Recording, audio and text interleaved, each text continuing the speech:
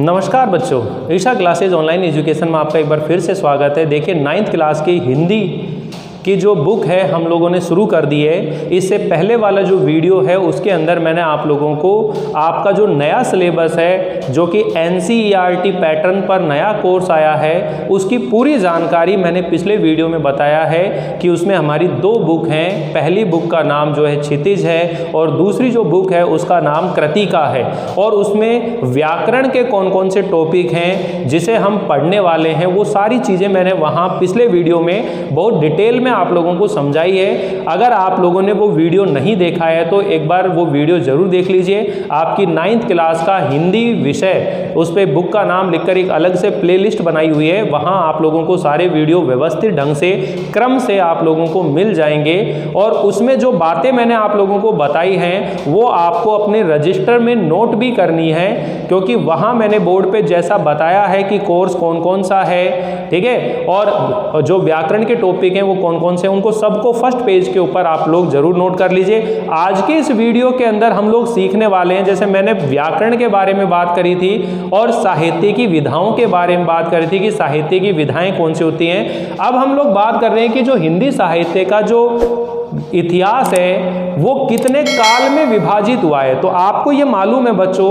कि जो हिंदी भाषा है उसका उदय जो है संस्कृत भाषा से ही हुआ है और हिंदी भाषा का जो इतिहास है करीब 900 वर्षों का इतिहास है, 900 वर्षों का इतिहास है। और जिसे चार काल खंडों में क्या करा है, विभाजित किया है, 4 काल खंडों में उसे बांटा गया है। तो हम लोग उसके बारे में इस वीडियो में सीखने वाले हैं। अगर आप लोगों ने इस चैनल को सब्सक्राइब नहीं किया हुआ है तो चैनल को सब्सक्राइब जरूर कर दीजिए ताकि आपको नोटिफिकेशन मिलते रहें और कोई भी वीडियो आपसे मिस ना हो, क्योंकि इसी चैनल के ऊपर आपकी संस्कृत व्याकरण, संस्कृत की पाठ्य पुस्तक और हिंदी व्याकरण, हिंदी की पाठ्य पुस्तक पूरा कंप्लीट कोर्स आपको इस चैनल पर मिलने वाला है। तो इसलिए आप लोग जुड़े रहें, इसलिए इस चैनल को सब्सक्राइब जरूर कर लीजिए। तो चलिए देखते हैं हिंदी साहित्य का इतिहास और उसका काल विभाजन। ठीक है, अपन ये कह सकते हैं कि जो हिंदी साहित्य है इसे 4 कालों में बांट सकते हैं। हिंदी साहित्य का जो प्रथम काल है जिसे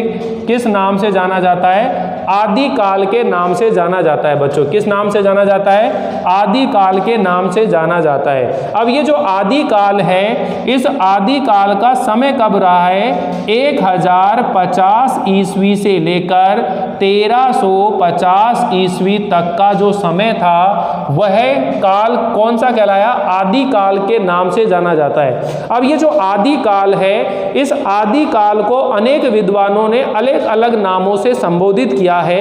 बहुत सारे ऐसे इतिहासकार हुए हैं जिन्होंने इस आदि काल को अपने अपने ढंग से इसको नाम दिया है। तो उन्हीं क्रम में जो ये अगर आपसे यह पूछा जाए कि आदि काल को आदि काल नाम किसने दिया, तो आदि काल को आदि काल नाम देने वाले व्यक्ति का नाम है आचार्य हजारी प्रसाद द्विवेदी, जिन्होंने आदि काल का नाम दिया है इसे। ठीक है, इसी को वीर गाथा काल भी बोला जाता है। क्या बोला जाता है, वीर गाथा काल भी बोला जाता है। अब ये वीर गाथा काल नाम किसने दिया था, ये नाम देने वाले व्यक्ति हैं आचार्य रामचंद्र शुक्ल। ठीक है, लेकिन आपको ये पूरी डिटेल में जाने की आवश्यकता नहीं है, केवल आपको इतनी सी सीखने की आवश्यकता है कि हमारी जब हिंदी भाषा हम लोग पढ़ेंगे, हिंदी भाषा का जो कोर्स पढ़ेंगे 9th क्लास के अंदर या फिर 10th क्लास के अंदर, 11, 12, आपको तो 12 तक की तैयारी करनी है, इसलिए आप लोगों के सामने ये पिक्चर पूरी क्लियर हो जानी चाहिए कि हिंदी साहित्य का इतिहास कितने काल खंडों में बटा हुआ है और हम जो लेसन पढ़ने वाले हैं वो हिंदी साहित्य के किस काल का है और वह साहित्य की कौन सी विधा है, वो कहानी है, नाटक है, कविता है, ठीक है, रिपोर्टाज है, यात्रा वृत्तांत है, डायरी लेखन है, साहित्य की कौन सी विधा है, ये जानकारी आप लोगों को होनी चाहिए। इसीलिए मैं आप लोगों को डिटेल में समझा रहा हूं। तो आदि काल ये प्रथम काल हो गया। दूसरा जो काल है बच्चों जिसका नाम है भक्ति काल। कौन सा नाम है, भक्ति काल। अब ये जो भक्ति काल है इसका समय रहा है 1350 ईस्वी से लेकर के और 1650 ईस्वी तक का जो समय रहा है वो क्या नाम से जाना जाता है? वो भक्ति काल के नाम से जाना जाता है। इस भक्ति काल को ही दूसरा नाम जो दिया है वो है पूर्व मध्य काल। क्या नाम है? पूर्व मध्य काल। ये पूर्व मध्य काल का जो नाम देने वाला व्यक्ति है ये भी कौन है? ये आचार्य रामचंद्र शुक्ल जी हुए हैं। उन्होंने इसको भक्ति काल को क्या नाम दिया है? पूर्व मध्य काल। अब ये जो भक्ति काल है इसे हम दो शाखाओं में विभाजित कर देते हैं। बच्चों ध्यान से समझना, क्योंकि भक्ति काल से संबंधित कई चैप्टर हमारे कोर्स में हैं। आदि काल का कोई भी चैप्टर हमारे कोर्स में नहीं है। हमें आदि काल के किसी भी राइटर को हमारे कोर्स में ना तो 9th में, ना 10th में, ना 11th में, ना 12th में, चारों क्लासों के अंदर आदि काल का कोई भी चैप्टर आपको पढ़ने को नहीं मिलेगा। ठीक है, आपको जो चैप्टर पढ़ने को मिलते हैं वो भक्ति काल से मिलते हैं। तो हमारे माइंड में सबसे पहला क्वेश्चन यही आना चाहिए कि ये जो चैप्टर है कबीर दास जी हैं, रसखान जी हैं, मीराबाई जी हैं, या जो भी आप कवियत्री या कवि पढ़ेंगे वो हिंदी साहित्य में किस काल के कवि हैं ये जानकारी होनी चाहिए। इसलिए मैं आपको पूरी डिटेल में ये वाला काल में अच्छे से समझाऊंगा आप लोगों को। तो इसका समय देखिए बच्चों कब का है? 1350 ईस्वी से लेकर के और 1650 ईस्वी तक का जो समय था वो किस नाम से जाना जाता है हिंदी साहित्य में? हिंदी साहित्य में वो नाम जाना जाता है भक्ति काल के नाम से जाना जाता है। अब ये भक्ति काल के अंदर दो तरह की काव्य धाराएं हो गई। एक तो हो गई बच्चों सगुण, ठीक है, सगुण काव्य धारा, और एक जो हो गई बच्चों वह हो गई निर्गुण। दूसरी कौन सी हो गई?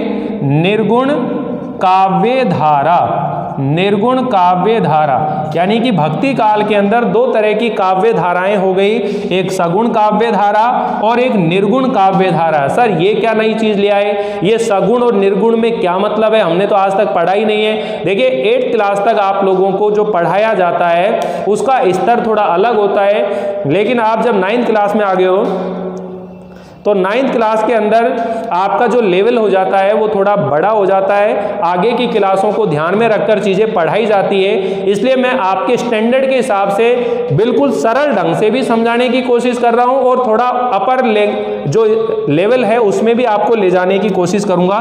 तो यहाँ पर सबसे पहले तो ये समझने की कोशिश करिए कि ये जो सगुण शब्द है इसका मतलब क्या है। कि भक्ति काल की बात हो रही, भक्ति काल है तो भक्त होंगे, और भक्त होंगे तो उनका कोई ना कोई इष्ट देव होगा। भक्त है तो भक्त जो है किसी ना किसी की क्या करेगा? भक्ति करेगा, किसी ना किसी की उपासना करेगा। तो इस भक्ति काल में जो संत कवि, कवि नहीं है बल्कि संत कवि है, संत कवि हैं, और संत कवि जो हैं उन्होंने दो तरह की काव्य धाराएं प्रचलित करी, एक सगुण काव्य धारा और एक निर्गुण काव्य धारा। अब सगुण काव्य धारा का मतलब यह है कि ऐसे संत महात्मा या फिर कवि जिन्होंने ईश्वर के रूप, रंग और आकार को स्वीकार करके उपासना की है, उन्हें सगुण काव्य धारा का कवि कहते हैं। उन्हें सगुण काव्य धारा का कवि कहते हैं। उन्हें सगुण काव्य धारा का कवि कहते हैं। समझ में आई बच्चों? कि ऐसे संत महात्मा या कवि जिन्होंने ईश्वर के रूप, रंग, आकार को स्वीकार करके और उसकी उपासना की है, उन्हें हम सगुण काव्य धारा का कवि कहते हैं। मतलब इन्होंने ईश्वर के साकार रूप का, ईश्वर के साकार रूप की उपासना की है।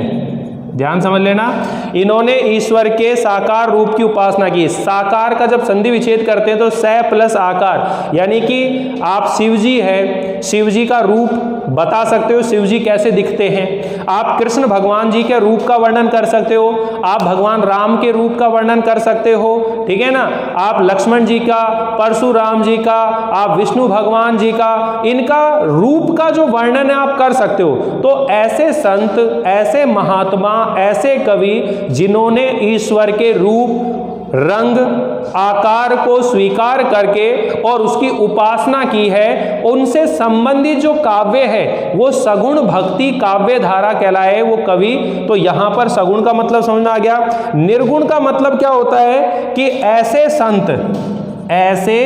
संत या फिर महात्मा या फिर कवि जिन्होंने ईश्वर के निर्गुण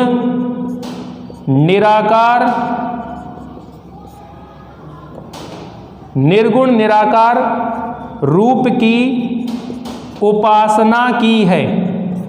उपासना की है, उन्हें निर्गुण काव्य धारा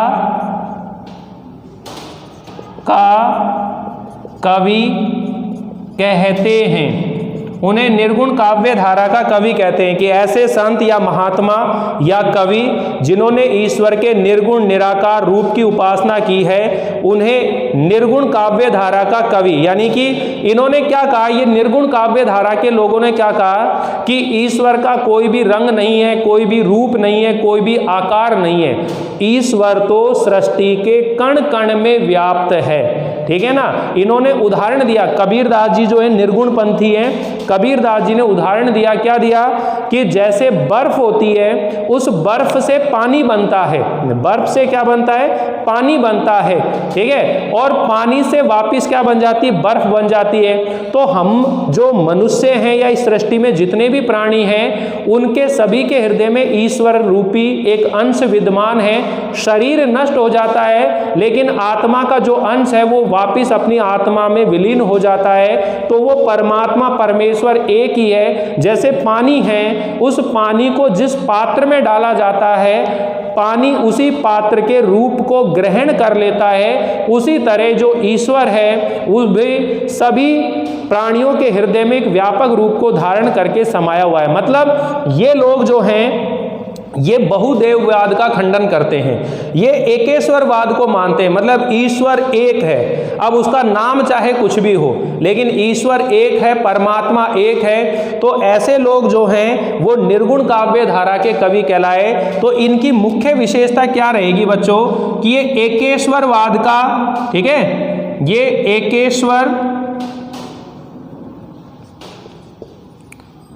एकेश्वरवाद का समर्थन करते हैं,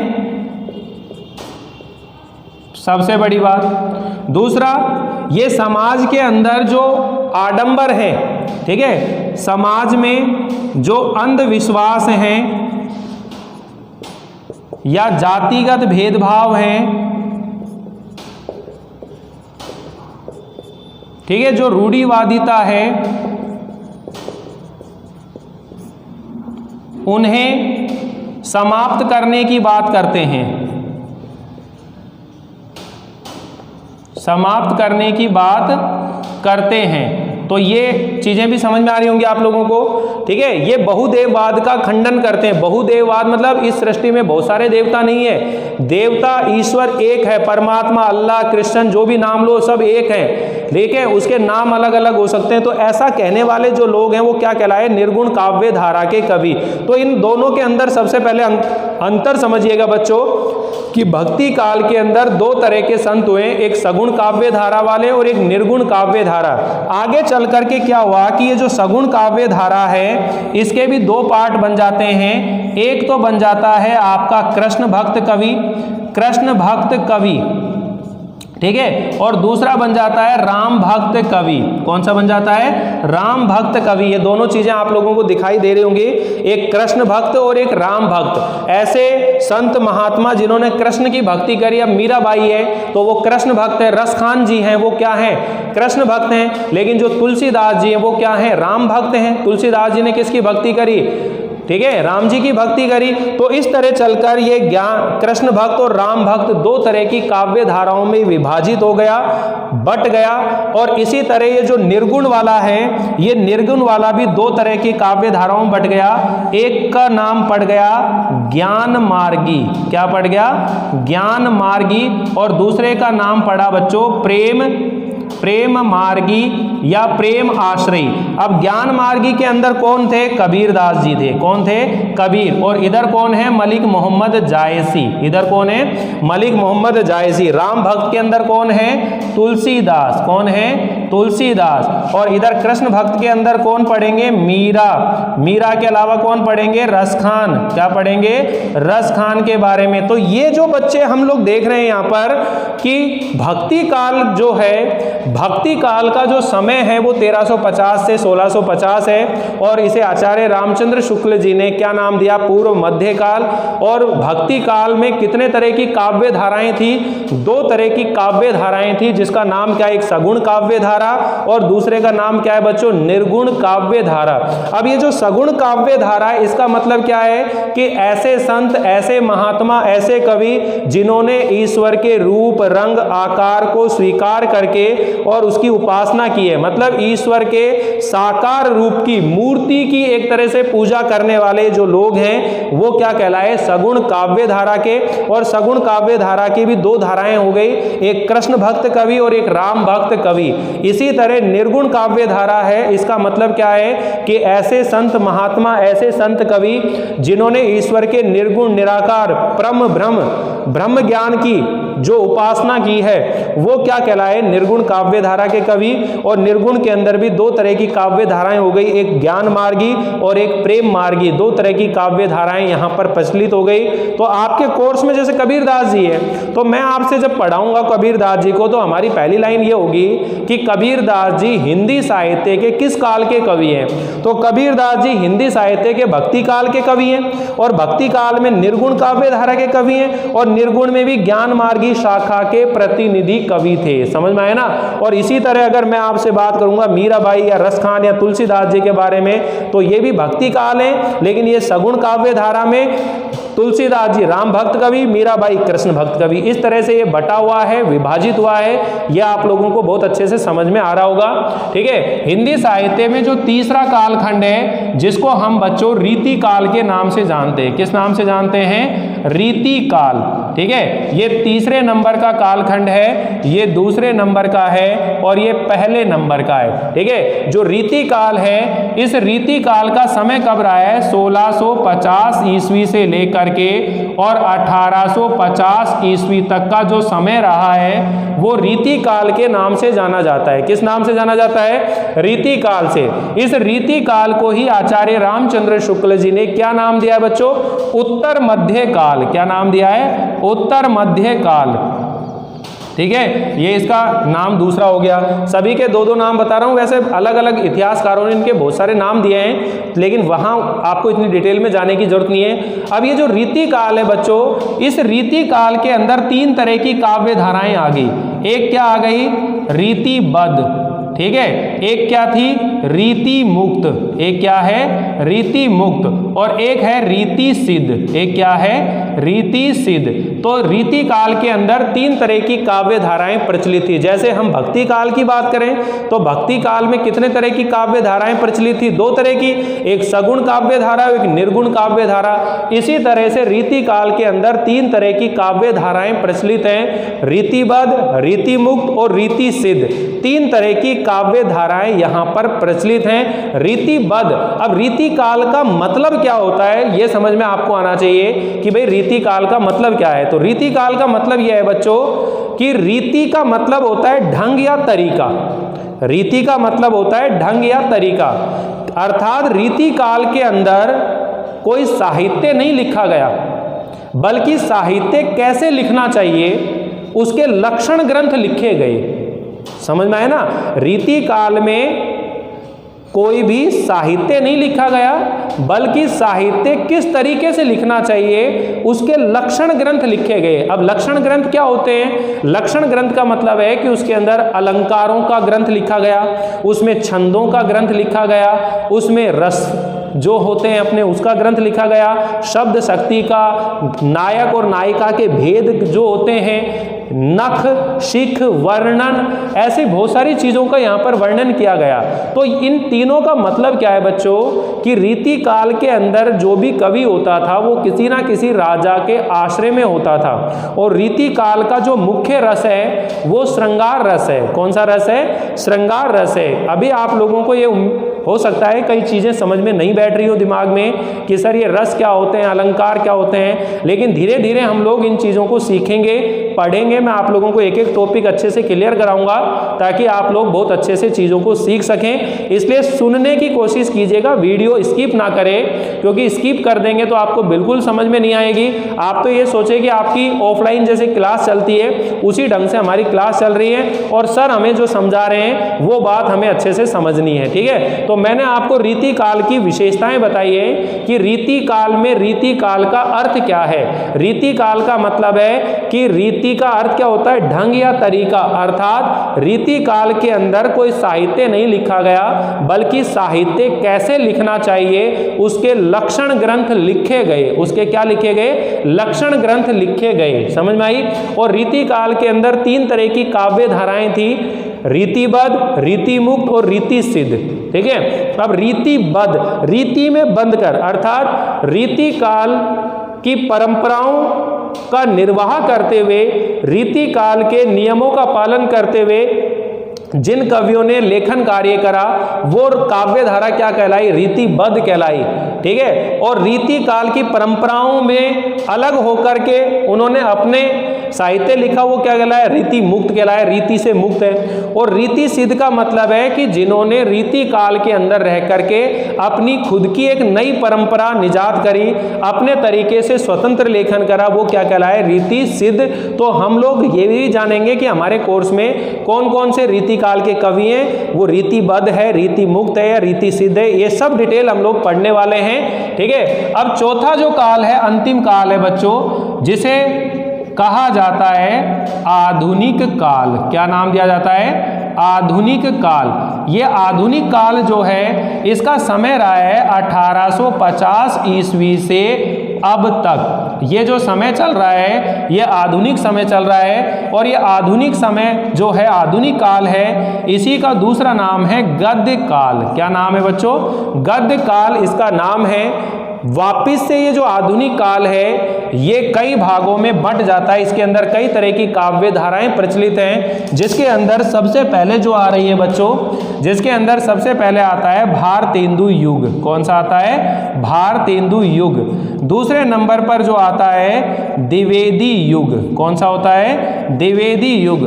तीसरे नंबर पर जो होता है वो है छायावादी युग। कौन सा है? छायावादी युग। ठीक है, 5वें नंबर पर जो युग है प्रगतिवादी युग। कौन सा आ गया?